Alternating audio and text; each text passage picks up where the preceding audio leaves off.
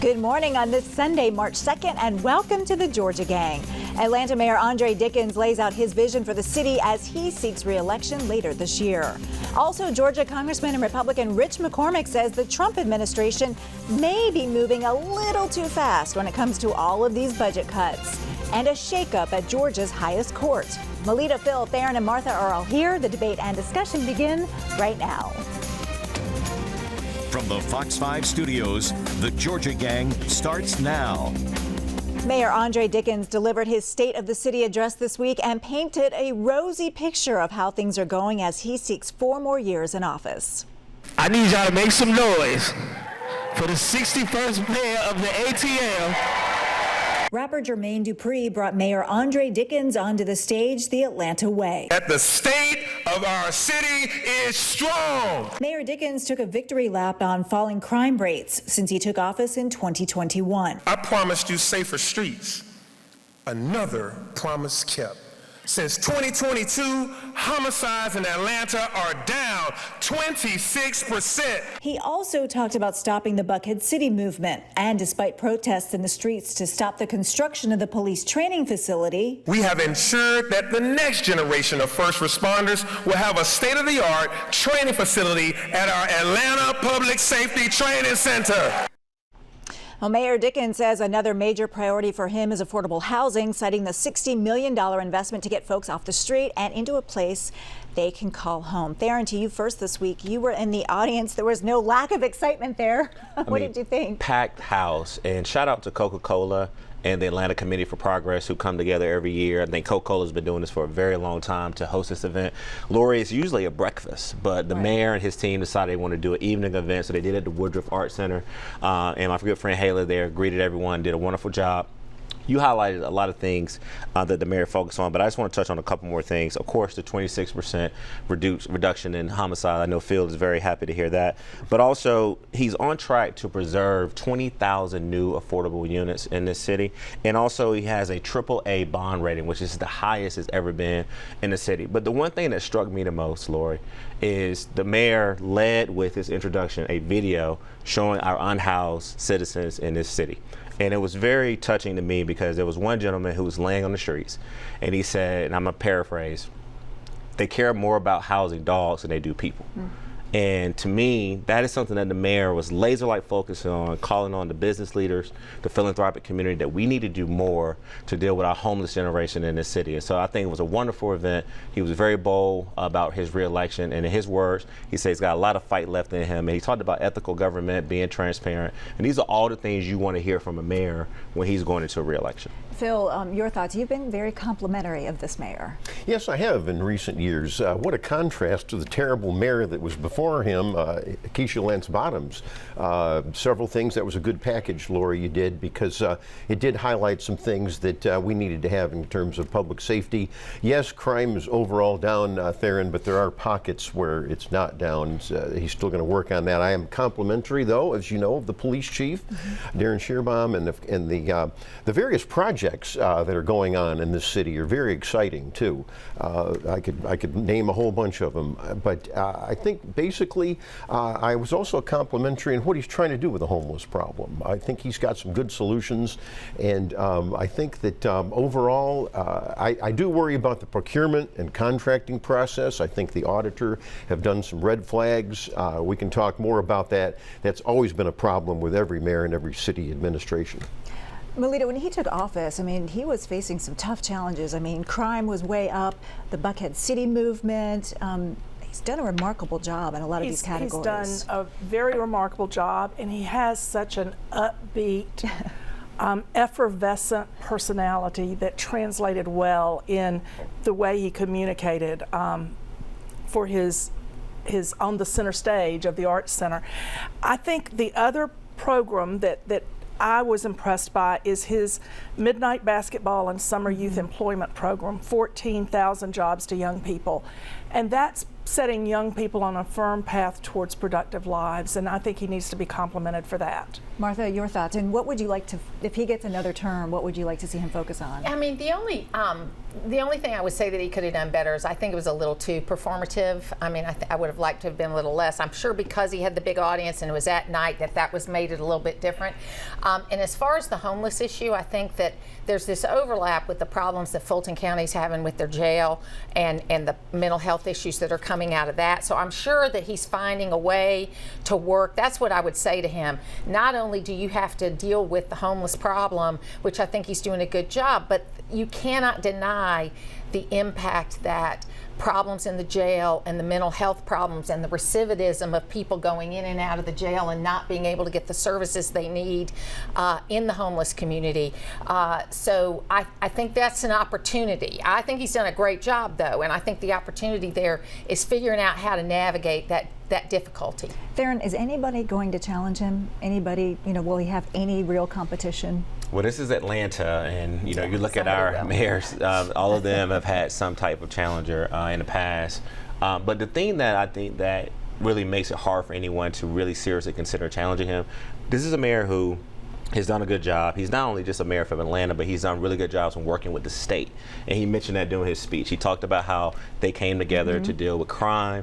He talked about the Public Safety Training Center, and that he really talked about how everyone helped him, move that process forward. And you got to give a shout out to him and the council most recently too. They really pushed back on this past inspector general. She was doing some things that they didn't agree with, so they had put some guardrails in place. But this mayor stayed focused, stayed humble, but also pointed out some things that she was doing wrong and that he was doing right. And so he's ready to lead. And I think it'll just be very hard for someone to really challenge him and raise the funds and have enough power and influence behind him to really give him a serious challenge. Let me go to Melita, then Phil.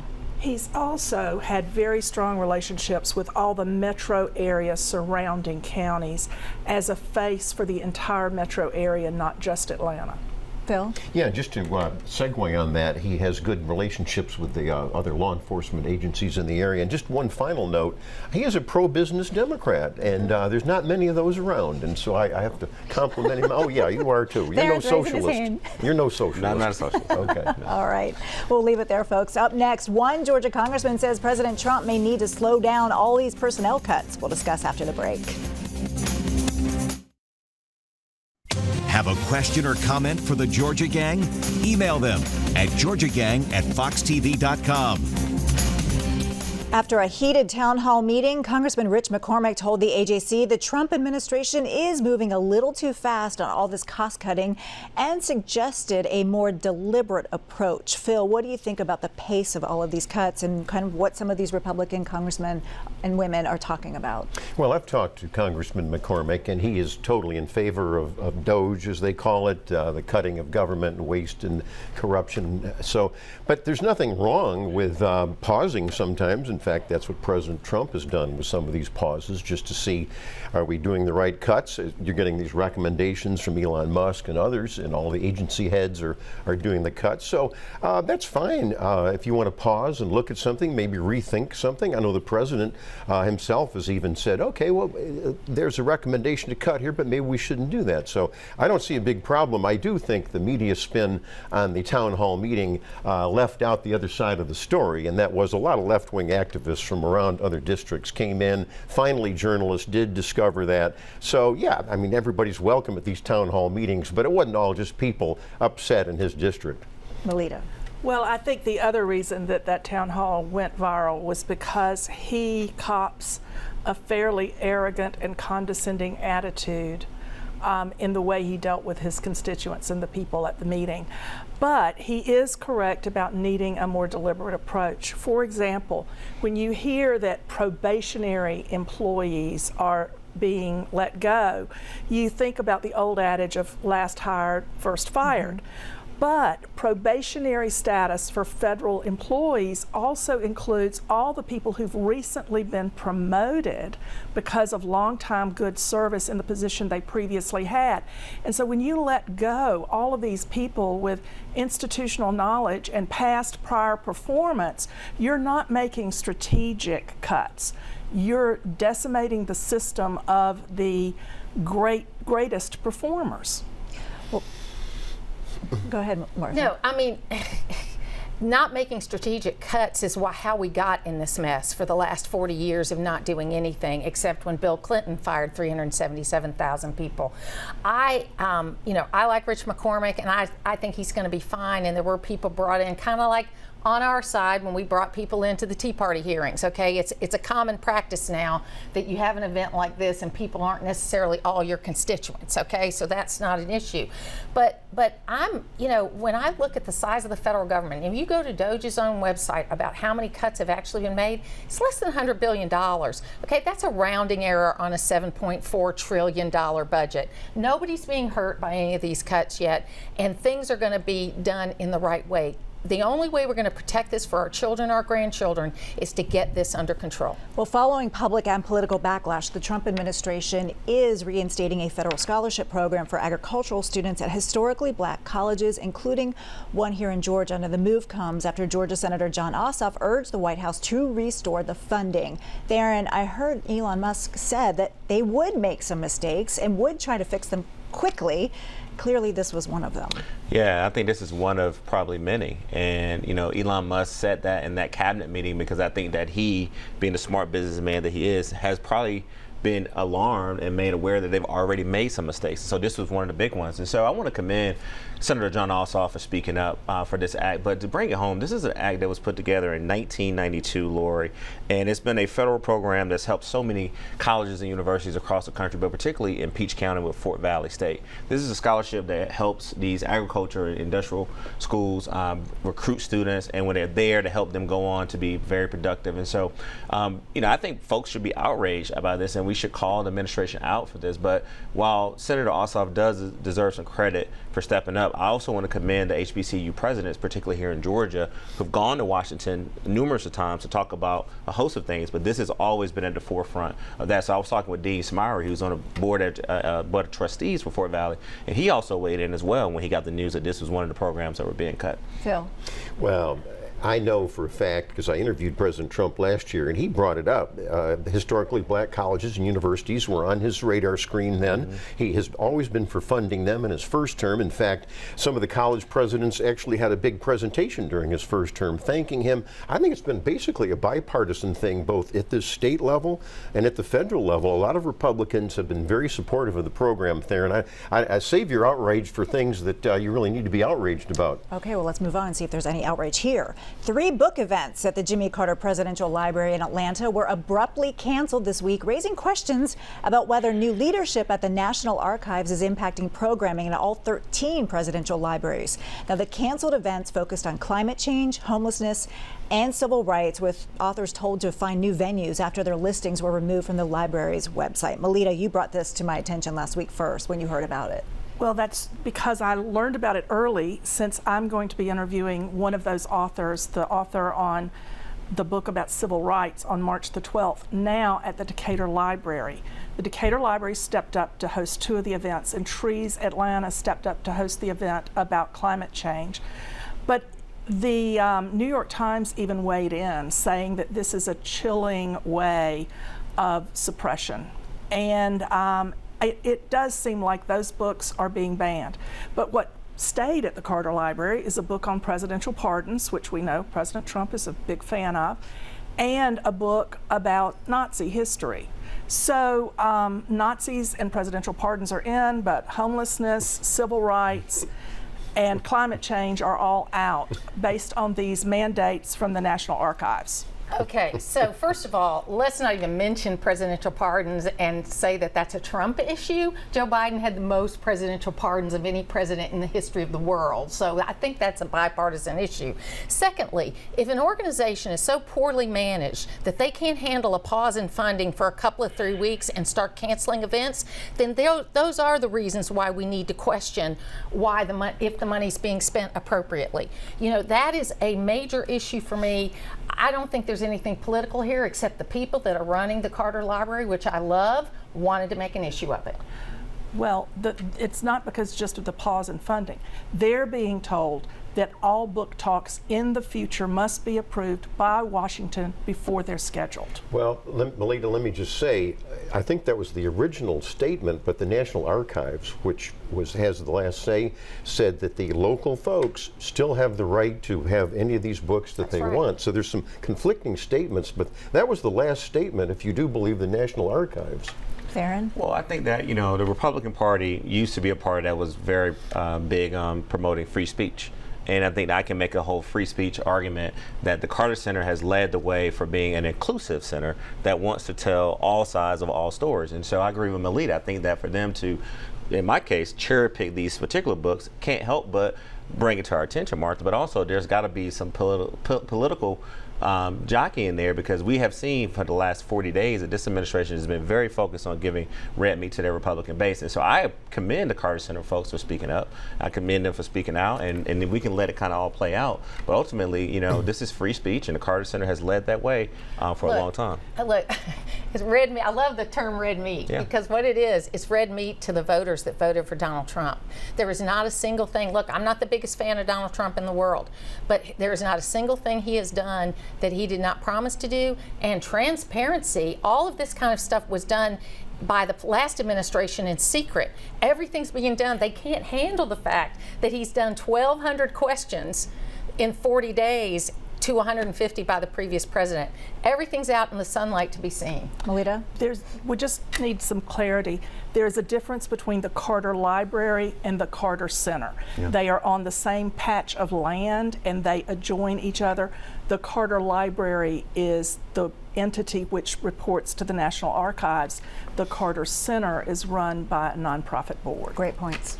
Just very quickly, I don't know where you're getting off that Republicans are opposed to free speech. My gosh, the Republicans for the last 4 years have been attacked and censored. Look at what the Biden administration did. And so I think obviously libraries have to do some editing and balance, but I think there ought to be books of all ideological persuasion. I mean, put in the Communist Manifesto and or put in all sorts of things so people can read them. I think balance should be strived, but I think that's the attack on free speech by Republicans is crazy. I'm saying be more of a proponent of it, and this is what this library is doing. It's free speech, but to come in and say you can't do something, you have to get approval from us in order to produce books. The National Archives said they have the right to do everything. They're not dictating. Okay, but why even do that if you don't even need it? Like, you have the right, but to me, it seems like they are dictating that this library has to do. Well, if there's financial and staffing problems, you're going to have to cancel events. Here's what it really boils down to me, Lori. What the federal government is asking us to do is this. They want us to spend in less taxes, right? But then they're saying that they're going to preserve everything in the government as far as entitlements. We're going to keep the ones that we like, but then we're also going to balance the budget by not basically bringing in more income. To me, that's just a flawed strategy. I don't think this is going to last. And so what's going to happen in the next 30 days is they continue to cut these programs. We can't give them a pass and say, oh, we made a mistake. We're dealing with right here in the CDC where we got almost 15,000 people who are looking for work right now. And it's because this federal government doesn't have a merit-based, a metrics-driven strategy on jobs that they want to cut. I want to hear more Republicans like Brian Robinson, who said that these people who were cut, who were on a probationary timeline at CDC, who didn't have enough time to prove themselves, that is what we should be outraged about. But these folks now have been let out and fired for no really reason other than just working for this federal agency that they want to do. So I just think it's a bloated agency, and you need to cut. And there's plenty of work in the private sector. Yes, there are. The statistics are there. I represent a lot of those folks. I do too, and the statistics are there. There are more cuts to come. Yes. Well, but the fact of the matter is revenues have gone up every year except during the COVID year since the 2017 tax cuts. Every time there are tax cuts, revenues go up. I'm just going to tell you what my listeners have said. They don't want to spend one more dollar in tax increases until they're confident that they're not wasting our money. And that's the way the average person feels, that you cannot ask us for more money if you're not willing to cut. All right, got to wrap it there, folks. Up next, a shakeup at Georgia's highest court. We'll discuss next.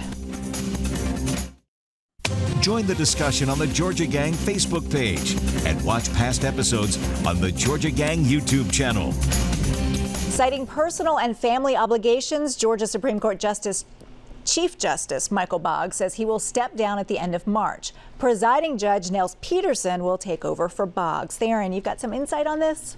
Well, I think the thing that was a good reminder for me is that this is in the Constitution. So this has been standard practice for a long time with the Supreme Court. But I just want to focus a few minutes on Justice Boggs, a person who I've got a chance to know over the years or seeing him at the legislature. And when I went and looked it up, Phil, he's been in public service now for 25 years. And for 16 years, he's been commuting back and forth from the southeastern coast of Georgia to Atlanta. And he cited personal reason. I know that his wife has just decided to retire.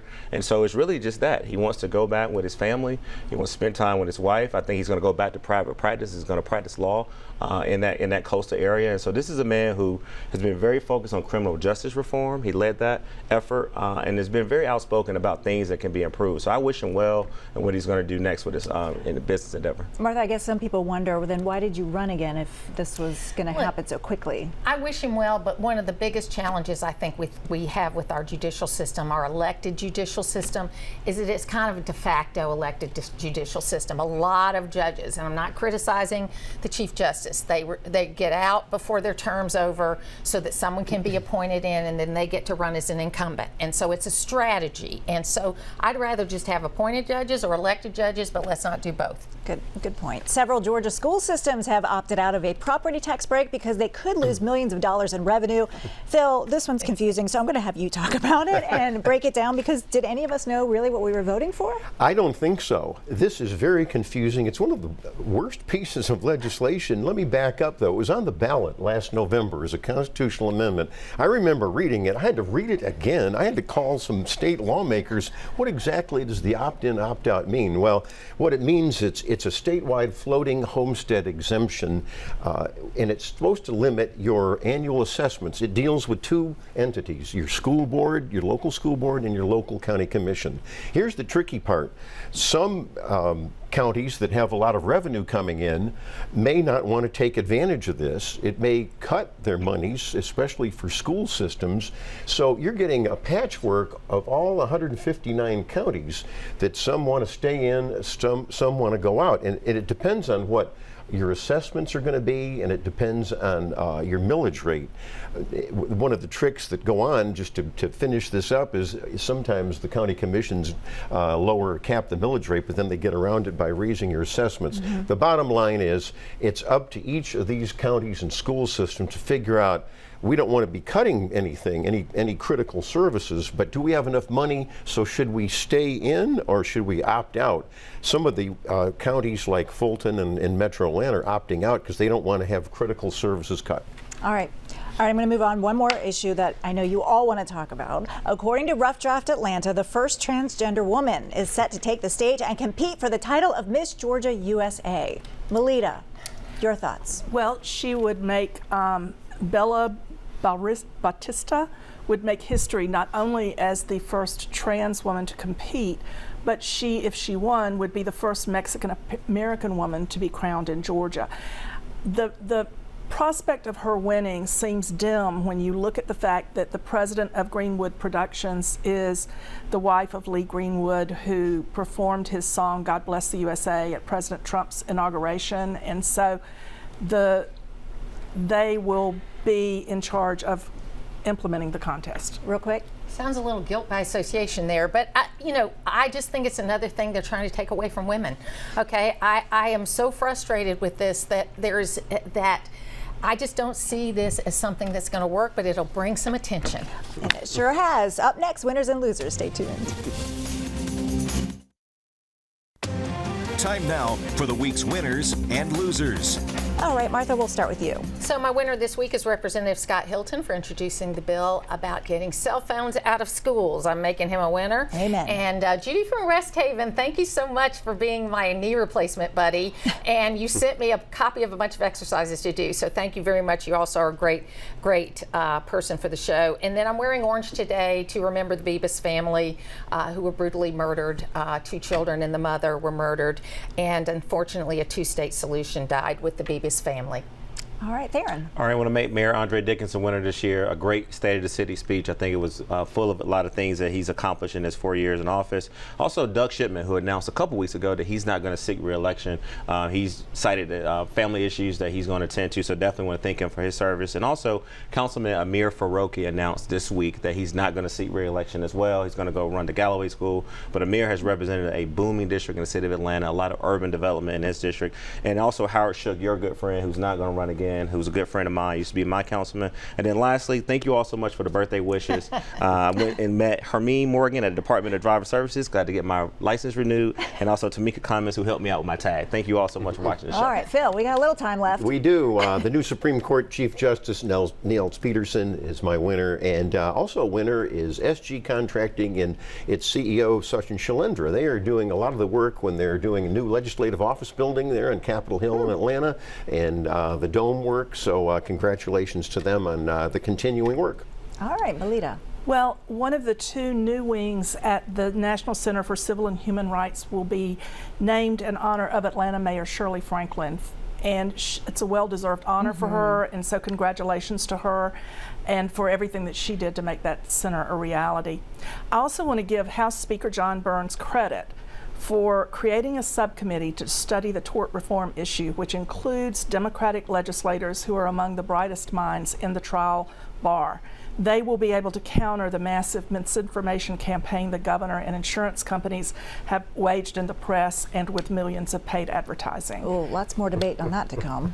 And then my loser is Congresswoman Marjorie Taylor Greene for her assertion that those are not real jobs when talking about federal employees who she says do not deserve their jobs. All right, thank you. Thank you all. Thank you for joining us, and we will see you again next week. Make it a great one. Bye-bye.